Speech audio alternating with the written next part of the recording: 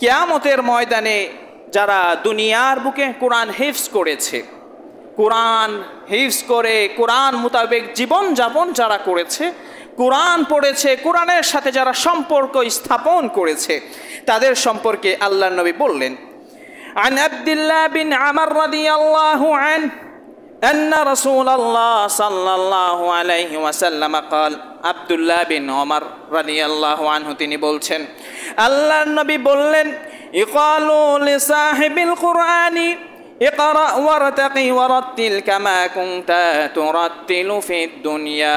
প্রতিটি কোরআনের হাফেজ যারা কোরআনকে নিয়ে জীবন যাপন করেছে, সব হাফেজ নয়, এক শ্রেণীর হাফেজ আছে, কোরআন যে হাফেজ হেফজ করেছে এরপর থেকে কোরআনের সাথে আর কোনো সম্পর্ক নেই, সে যে হাফেজ এখন দেখলে মনেও হয় না যে সে হাফেজ। কোরআন বলে এক পথে চলতে, বলে এক পথে, সে চলে আরেক পথে।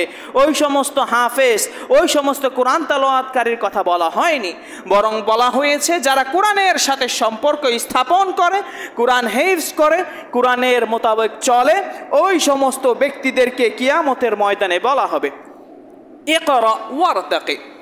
আল্লাহ রাব্বুল আলামিন বলবেন, ও আমার বান্দা, তুমি কোরআন তেলাওয়াত করতে থাকো, ওয়ারতাকি, এবং তুমি তোমার মর্যাদার উপরের স্থানে তুমি পৌঁছতে থাকো। কোরআন তেলাওয়াত করো আর তুমি তোমার মর্যাদার সুউচ্চ স্থানে পৌঁছতে থাকো।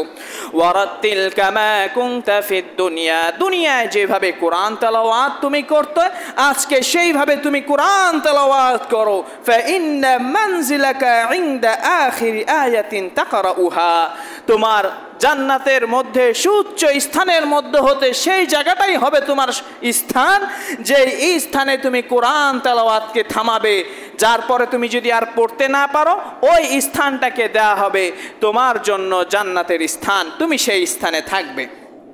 হাদিসটি হলো আবু দাউদের 1464, তিরমিজির 2914, মুসনাদে আহমদের 6799 নম্বর হাদিস। এটা হলো যারা কোরআনকে নিয়মিত পড়ে, কোরআনের পাঠক যারা হয়, কোরআনকে যারা নিয়মিত বোঝার চেষ্টা করে তাদের জন্য।